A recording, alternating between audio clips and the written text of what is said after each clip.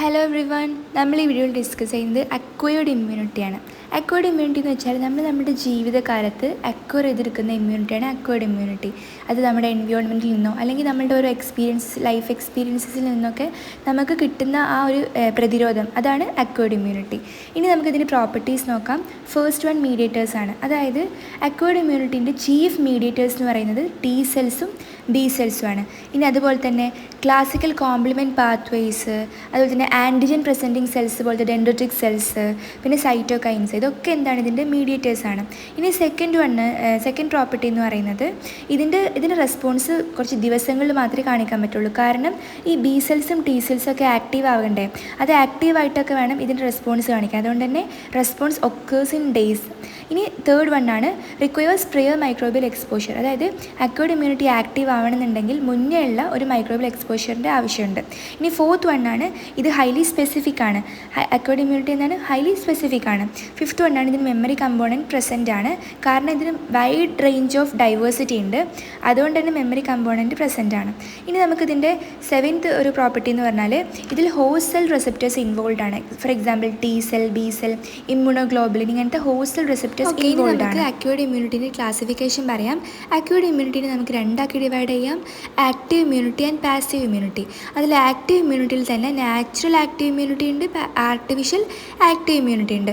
അതുപോലെ തന്നെ passive ഇമ്മ്യൂണിറ്റിയിൽ natural passive immunity ഉണ്ട്, ആർട്ടിഫിഷ്യൽ പാസീവ് ഇമ്മ്യൂണിറ്റി ഉണ്ട്. ഇനി നമുക്കിതൊക്കെ എന്താണെന്ന് നോക്കാം. അക്വയർഡ് ഇമ്മ്യൂണിറ്റി പറഞ്ഞാൽ എന്താണ്? Immunity that develops during your life time. നമ്മളുടെ ലൈഫ് ടൈമിൽ അക്വയർ ചെയ്യുന്ന ആ ഒരു ഇമ്മ്യൂണിറ്റിയാണ് അക്വയർഡ് ഇമ്മ്യൂണിറ്റി. അതിലൊന്നാമത്തേതാണ് ആക്റ്റീവ് ഇമ്മ്യൂണിറ്റി.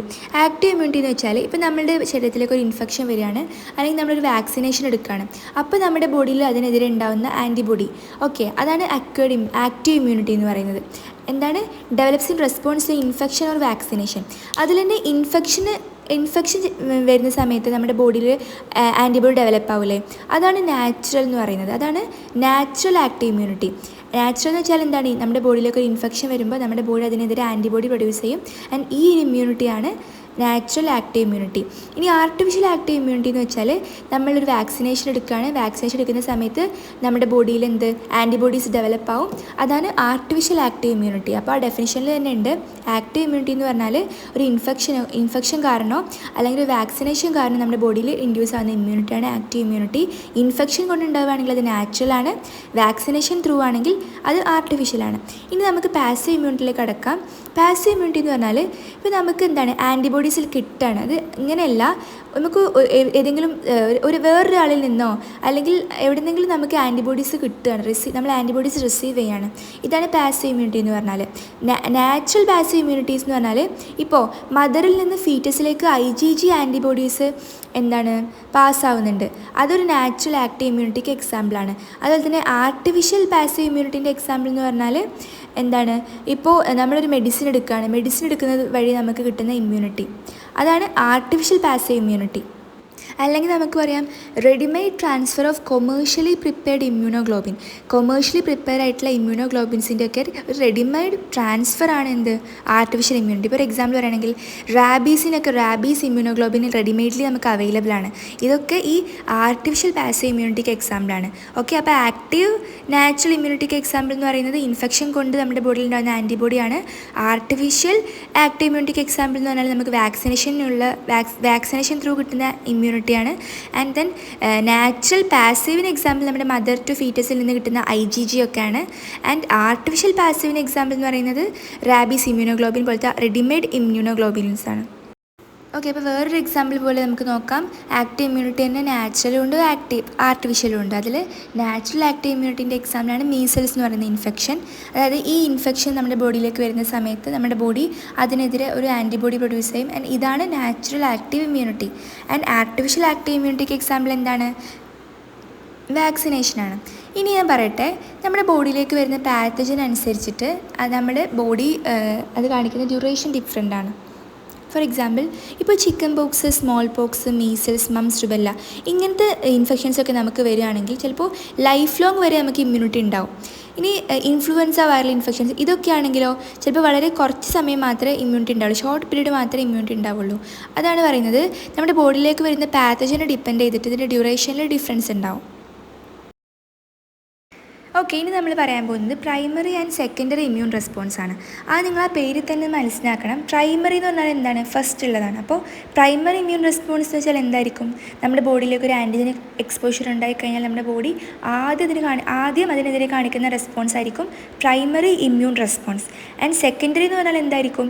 ഈ ആൻറ്റിജനിക് എക്സ്പോഷർ വീണ്ടും നമ്മുടെ ബോഡിയിൽ ഉണ്ടായിക്കഴിഞ്ഞാൽ അപ്പോൾ കാണിക്കുന്ന റെസ്പോൺസ് ആണ് സെക്കൻഡറി ഇമ്മ്യൂൺ റെസ്പോൺസ്. ഓക്കെ, നമുക്ക് ഓരോരോ പോയിന്റ്സ് ഡിസ്കസ് ചെയ്യാം. ഫസ്റ്റ് പോയിന്റ് എന്താണ്? പ്രൈമറി ഇമ്മ്യൂൺ റെസ്പോൺസ് എന്ന് വെച്ചാൽ immune response against primary antigenic ചലഞ്ചാണ്. അതായത് ആദ്യം കാണിക്കുന്ന ആൻറ്റിജനിക് ചലഞ്ചിനെതിരെയുള്ള റെസ്പോൺസാണ് primary immune response. Secondary immune റെസ്പോൺസോ immune response against subsequent antigenic challenge. Antigenic challenge പിന്നീട് ഉണ്ടായിക്കഴിഞ്ഞാൽ നമ്മുടെ ബോഡി കാണിക്കുന്ന ആ ഒരു ഇമ്മ്യൂൺ റെസ്പോൺസാണ് സെക്കൻഡറി ഇമ്മ്യൂൺ റെസ്പോൺസ്. ഇനി സെക്കൻഡ് പോയിന്റ് എന്ന് പറയുന്നത് പ്രൈമറി ഇമ്മ്യൂൺ റെസ്പോൺസ് ഭയങ്കര സ്ലോ ആണ്, അതുപോലെ തന്നെ സ്ലഗ്ഗിഷ് ആണ്. സ്ലഗ്ഗിഷ് എന്ന് പറഞ്ഞാൽ എന്താണ്? സ്ലോ എന്നുള്ള മീനിങ് ആണ്. ആൻഡ് ഷോർട്ട്ലി, കുറച്ച് സമയം മാത്രമേ ഉണ്ടാവുള്ളൂ പ്രൈമറി ഇമ്മ്യൂൺ റെസ്പോൺസ്. ഇനി സെക്കൻഡറി ഇമ്മ്യൂൺ റെസ്പോൺസ് ആണെങ്കിലോ ഇത് പ്രോംപ്റ്റ്, പവർഫുൾ ആൻഡ് പ്രൊലോങ്ഡ് ആണ്, ഒരുപാട് നേരം നിൽക്കുന്നതാണ്. ഇനി നമുക്ക് ഇതിന് ലാഗ് പീരീഡ് നോക്കാം. ലാഗ് പീരീഡ് എന്ന് പറഞ്ഞാൽ എന്താണ്? ഇപ്പോൾ നമ്മുടെ ഹോസ്റ്റിൻ്റെ ഇമ്മ്യൂൺ സിസ്റ്റത്തിന് ഈ വന്നിട്ടുള്ള ആൻറ്റിജനെതിരെ അത് ആക്റ്റീവ് ആകാനെടുക്കുന്ന സമയം ഉണ്ടാവില്ലേ, അതാണ് ലാഗ് പീരീഡ് എന്ന് പറഞ്ഞാൽ. അപ്പോൾ പ്രൈമറി എന്ന് പറഞ്ഞാൽ ആദ്യമായിട്ട് വരുന്നതല്ലേ ആൻറ്റിജൻ, അതുകൊണ്ട് തന്നെ അവിടെ ലാഗ് പീരീഡ് ഭയങ്കര കൂടുതലായിക്കാരം. കാരണം ഈ ആൻറ്റിജനെ നമ്മളെ ബോഡിക്ക് ഒന്ന് മനസ്സിലാക്കി ആൻറ്റിബോഡിനെ ആക്റ്റീവ് ആക്കണ്ടേ, അതിനൊരു സമയം വേണ്ട. അതുകൊണ്ട് തന്നെ പ്രൈമറി ഇമ്മ്യൂൺ റെസ്പോൺസിൽ ലാഗ് പീരീഡ് കൂടുതലായിരിക്കും. സെക്കൻഡറി ഇമ്മ്യൂൺ റെസ്പോൺസിലോ ചിലപ്പോൾ ലാഗ് പീരീഡ് ആബ്സെൻ്റ് ആയിരിക്കും, ഉണ്ടാവുകയാണെങ്കിൽ തന്നെ ഷോർട്ടാണ്, 1 to 3 days വരെയൊക്കെ വരുള്ളൂ. ഇനി പ്രൈമറി ഇമ്മ്യൂൺ റെസ്പോൺസിൽ നെഗറ്റീവ് ഫേസ് ഇല്ല, പക്ഷേ സെക്കൻഡറി ഇമ്മ്യൂൺ റെസ്പോൺസിൽ നെഗറ്റീവ് ഫേസ് ഉണ്ടാവാനുള്ള ചാൻസ് ഉണ്ട്. ഇനി പ്രൈമറി ഇമ്മ്യൂൺ റെസ്പോൺസിൽ ആൻറ്റിബോഡീസൊക്കെ കുറച്ച് മാത്രമേ പ്രൊഡ്യൂസ് ചെയ്യുന്നുള്ളൂ. അതിൽ തന്നെ പ്രൊഡ്യൂസ് ചെയ്യുന്ന ഒരു മെയിൻ ആൻറ്റിബോഡി എന്ന് പറയുന്നത് IgM ആൻറ്റിബോഡിയാണ്. അതുപോലെ തന്നെ ഈ ആൻറ്റിബോഡീസൊക്കെ ഭയങ്കര സ്പെസിഫിക് ആയിരിക്കും. ഇനി സെക്കൻഡറി ഇമ്മ്യൂൺ റെസ്പോൺസ് ആണെങ്കിലോ ആൻറ്റിബോഡി ഒരുപാട് പ്രൊഡ്യൂസ് ചെയ്യുന്നുണ്ട്. അതുപോലെ തന്നെ ഇവർ കൂടുതൽ പ്രൊഡ്യൂസ് ചെയ്യുന്ന ആൻറ്റിബോഡി എന്ന് പറയുന്നത് ആൻറ്റിബോഡി IgG ആണ്. അതുപോലെ തന്നെ ഈ secondary immune response less specific ആയിരിക്കും. ഇനി പറയാനുള്ളത് പ്രൈമറി ഇമ്മ്യൂൺ റെസ്പോൺസിൽ ആൻറ്റിബോഡി പ്രൊഡ്യൂസ് ആവുന്നത് നേവി ബി സെൽസിലാണ്. ഇനി സെക്കൻഡറി ആണെങ്കിലോ മെമ്മറി ബി സെൽസിലാണ് ആൻറ്റിബോഡീസ് കൂടുതൽ പ്രൊഡ്യൂസ് ചെയ്യുന്നത്. ഇനി വേറെ കാര്യം പറയാനുള്ളത് പ്രൈമറി ഇമ്മ്യൂൺ റെസ്പോൺസ് ആണെങ്കിൽ അവിടെ T ഡിപ്പെൻഡൻറ്റ് ആൻറ്റിജനും അതുപോലെ തന്നെ T ഇൻഡിപെൻഡൻറ്റ് ആൻറ്റിജനും രണ്ടിനും പ്രോസസ്സ് ചെയ്യുന്നുണ്ട്. പക്ഷേ സെക്കൻഡറിയിൽ T ഡിപ്പെൻഡൻറ്റ് ആൻറ്റിജനെ മാത്രമേ പ്രോസസ്സ് ചെയ്യുന്നുള്ളൂ. അപ്പോൾ നിങ്ങളിതിൽ ഏതെങ്കിലും ഒന്നിൻ്റെ പ്രോപ്പർട്ടീസ് പഠിക്കുക, അത് മറ്റേതിന് അതിൻ്റെ നേരെ ഓപ്പോസിറ്റ് ആക്കിയിട്ട് എക്സാമിന് എഴുതുക. ഓക്കെ, അപ്പോൾ ഞാൻ ഇവിടെ ഇതിൻ്റെ ഒരു ഗ്രാഫിക്കൽ റെപ്രസെൻറ്റേഷൻ കൊടുത്തിട്ടുണ്ട് പെട്ടെന്ന് മനസ്സിലാക്കാൻ വേണ്ടിയിട്ടാണ്. ഇത് നോക്കൂ, പ്രൈമറി ആൻറ്റിജനിക് എക്സ്പോഷറിൽ കണ്ടോ ലാഗ് ഫേസ് കൂടുതലല്ലേ, സെക്കൻഡറിയിൽ അത്ര തന്നെ വരുന്നില്ല. അതുപോലെ തന്നെ ഇതിൽ IgM ആണ് പ്രൈമറിയിൽ കൂടുതൽ കാണുന്നത്, ഇവിടെ സെക്കൻഡറിയിൽ IgG ആണ് കൂടുതൽ കാണുന്നത്. അതുപോലെ തന്നെ സെക്കൻഡറിയിൽ നിങ്ങൾ നെഗറ്റീവ് ഫേസ് കാണുന്നുണ്ട്, കണ്ടോ? നമ്മൾ നേരത്തെ പറഞ്ഞു സെക്കൻഡറിയിൽ നെഗറ്റീവ് ഫേസ് ചിലപ്പോൾ ഉണ്ടായേക്കാം എന്ന് പറഞ്ഞു. അപ്പോൾ ഈ ഗ്രാഫിൽ എന്ത് വരുന്നുണ്ട്? സെക്കൻഡറിയിൽ നെഗറ്റീവ് ഫേസ് കാണുന്നുണ്ട്. ഓക്കെ, പാസീവ് ഇമ്മ്യൂണിറ്റി നമ്മൾ ഓൾറെഡി ഡിസ്കസ് ചെയ്തതാണ്, എന്നാൽ നമുക്ക് ജസ്റ്റ് ഒരു ഡെഫിനിഷൻ ഒന്നുകൂടെ നോക്കാം.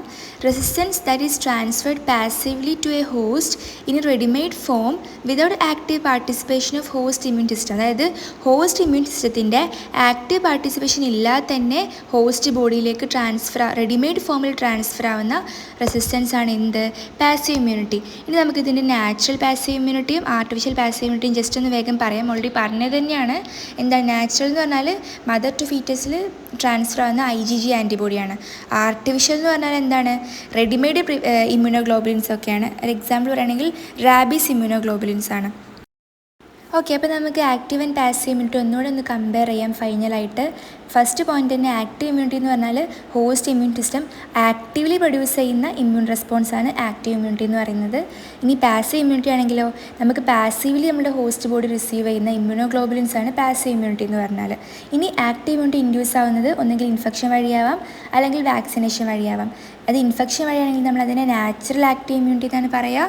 വാക്സിനേഷൻ വഴിയാണെങ്കിൽ നമ്മളതിനെ ആർട്ടിഫിഷ്യൽ ആക്റ്റീവ് ഇമ്മ്യൂണിറ്റി എന്നാണ് പറയുക. ഇനി പാസീവ് ഇമ്മ്യൂണിറ്റി തന്നെ ഒന്നെങ്കിൽ മദർ ടു ഫീറ്റസ് വഴി ഇൻഡ്യൂസ് ആവാം അല്ലെങ്കിൽ റെഡിമെയ്ഡ് ആൻറ്റിബോഡി ട്രാൻസ്ഫർ ആവാം.